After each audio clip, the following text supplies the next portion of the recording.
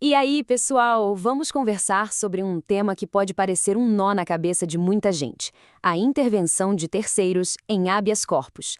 Parece complicado? Fica tranquilo que a gente vai desatar esse nó juntos com um exemplo bem prático.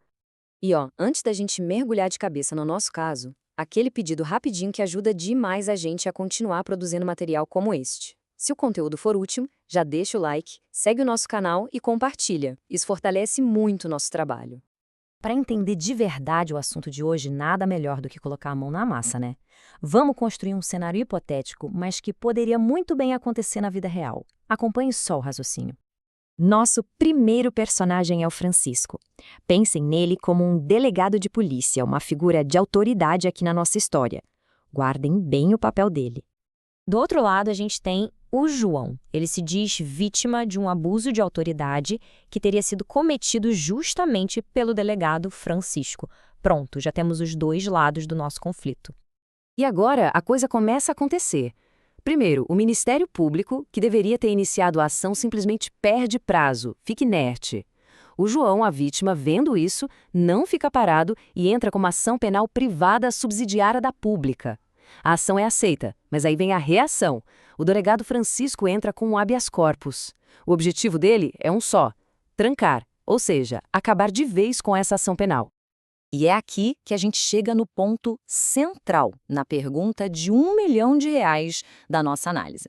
O João, que é o querelante, a pessoa que deu início a tudo isso, ele pode se meter, pode intervir nesse habeas corpus que o Francisco abriu para tentar anular a ação dele? É uma pergunta e tanto, né? Define o futuro de um processo. É aquele tipo de dúvida que rende uma boa conversa.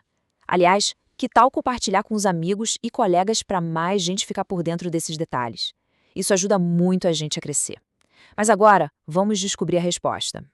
Para a gente chegar na resposta certa, primeiro a gente precisa dar um passo atrás e entender a base de tudo. Qual é a regra geral do jogo quando o assunto é habeas corpus? Então, a regra geral é bem direta, bem taxativa. Habeas corpus, por ser uma ação super rápida e específica, não admite a intervenção de terceiros. A princípio, a briga é só entre quem está sofrendo a coação, que é o paciente, e a autoridade que está coagindo. Ponto. Mas a gente sabe como é o direito, né? Se existe uma regra, pode apostar que existe uma exceção esperando para aparecer. E é exatamente aqui que a nossa história tem uma reviravolta. Vamos ver como a ação penal privada muda tudo. Então, respondendo à nossa grande pergunta, sim, o João pode intervir.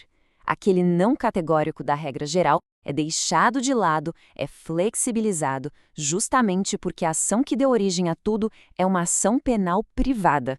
E agora a gente vai entender o porquê disso.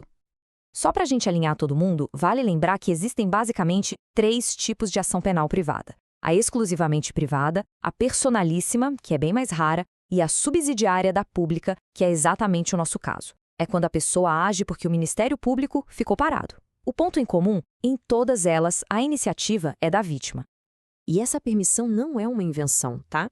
Ela é resultado de um raciocínio muito lógico e que já está consolidado lá nos nossos tribunais superiores, o STJ e o STF. Vamos dar uma olhada em como eles justificam essa exceção. A chave de tudo aqui é o tal do interesse de agir. Pensem bem, o querelante, o João do nosso caso, ele não é um estranho, um curioso que apareceu ali. Ele é a parte que começou tudo. A ação penal só existe por causa dele. Então, uma decisão no habeas corpus, que pode simplesmente matar o processo dele, é claro que afeta diretamente o seu direito. Ele tem todo o interesse do mundo em defender a continuidade daquela ação. E olha só, isso não sou eu dizendo. É o Supremo Tribunal Federal. Nessa decisão, o STF deixa tudo preto no branco. Os querelantes têm, sim, legitimidade e interesse para participar do habeas corpus que tenta trancar a ação penal privada. É a palavra final da nossa corte máxima sobre o assunto. Não tem mais discussão. E para não restar nenhuma dúvida, o Superior Tribunal de Justiça pensa exatamente da mesma forma. Essa outra decisão só reforça o consenso. A intervenção do querelante é totalmente cabível. Ou seja, as 2 maiores cortes do país em matéria criminal estão alinhadíssimas. Ok, a gente já viu o caso, a regra, a exceção, os porquês. Agora, para tudo isso ficar bem gravado na mente, vamos a um resumo final, bem direto ao ponto. Resumindo, imagina um muro e uma porta. O muro é a regra geral. O habeas corpus é fechado para terceiros. Mas nesse muro existe uma porta, que é a exceção.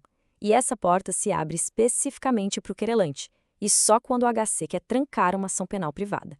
É um jeito de equilibrar a rapidez do habeas corpus com o direito da vítima de defender a ação que ela mesma iniciou. Faz todo sentido, né? E para a gente fechar, fica aqui uma provocação. Se esse interesse de agir do querelante é tão forte a ponto de quebrar uma regra tão importante do habeas corpus, será que ele não poderia ser usado para flexibilizar outras normas do processo? Fica aí a questão para a gente refletir. E chegamos ao fim. Muito obrigado mesmo por ter acompanhado essa análise com a gente. Se este conteúdo foi útil, por favor, não esqueça de deixar o seu like. É um gesto simples, mas que para nós faz uma diferença gigante. E para mais conteúdo, siga o Direito Cast no Spotify. E se preferir nos ver, estamos também no YouTube e no TikTok. Um grande abraço e até a próxima!